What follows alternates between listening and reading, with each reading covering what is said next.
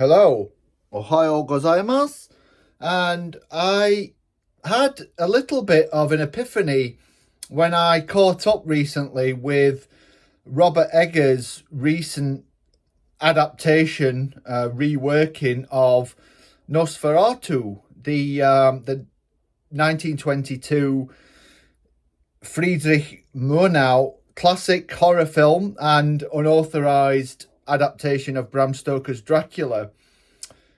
There occurs in this film one of the inventions, if you like, or one of the more singular features of what is otherwise quite a faithful remake of Nosferatu is the use that Robert Eggers makes of a very idiosyncratic, very iconoclastic form of Japanese dance known as Butoh. The character played by Lily Rose Depp in Nosferatu, Ellen, is subject to fits, convulsions, almost as though she is physically possessed, much in the manner of The Exorcist. In fact, I've heard this film referred to as the best sequel to The Exorcist.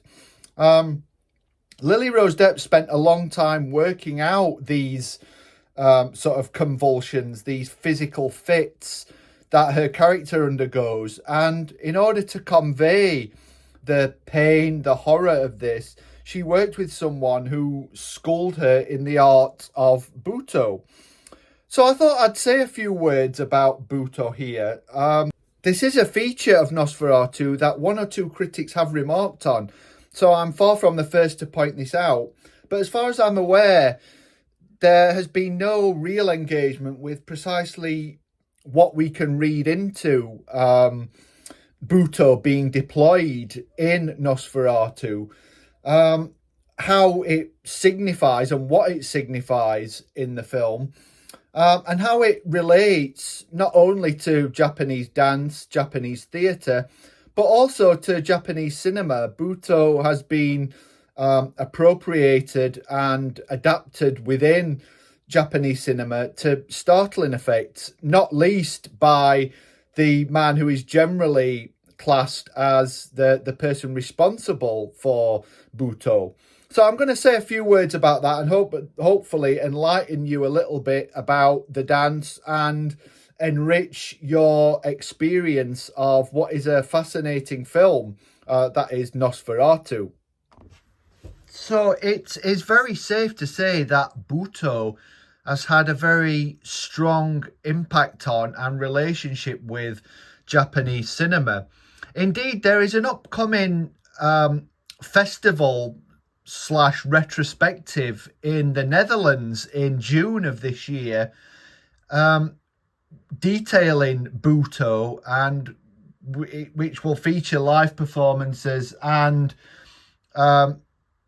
screenings of films both featuring Butoh directly and films in which there is a very prevalent sort of influence of this dance form.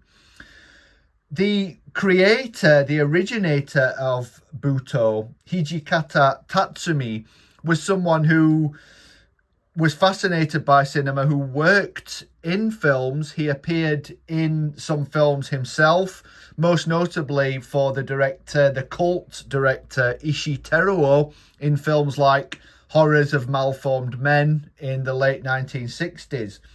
He developed Butoh after World War II. He was born in 1928, and his sort of raison d'etre, if you like, in developing Butoh, in practicing Butoh, was as a response to the abject terrors and horror of World War II, particularly of the bombings of Hiroshima and Nagasaki in 1945. It's generally translated or transliterated as Dance of Darkness, and the sort of very jerky, very staccato, very unrhythmic movements typical of Butoh are often seen to be a reflection or a sort of physical manifestation of the horrors wrought on the human body by these bombings, and indeed by the horror of warfare in general. Hijikata first presented Butoh in 1959 at a festival. He was adapting for the dance form the novel Forbidden Colours by the notable cult author Mishima Yukio. It was very controversial. Indeed, he ended up being disbarred from the festival. But he went on to depict the horrors of the war and of contemporary Japanese society throughout the 60s and 70s, and to set up collectives or even schools to teach Butoh and to teach movement, to adapt different styles of movement into a kind of contemporary commentary on the development of Japan. There are very many different ways in which Butoh has appeared in or influenced Japanese cinema. Far too numerous for me to go over here, so I do urge you to seek out further work and see for yourself the complex, invigorating interplay of cinema, theatre and dance in some of these films. Japanese horror cinema has been particularly inflected by Butoh's Dancers of Darkness. It's sort of modernist, staccato, dehumanizing portrayals and representations. Unsurprisingly, given that these representations can speak very directly, very openly to the non-human or the post-human. So in films like Ringu, Nakata Hideo has the ghost heroine / anti-heroine of the film, Sadako, move in a very jerky way that owes more than a little to Butoh. Similarly, in the Ju-on films, the Grudge films, the ghosts in that film, particularly, again, the female spirit,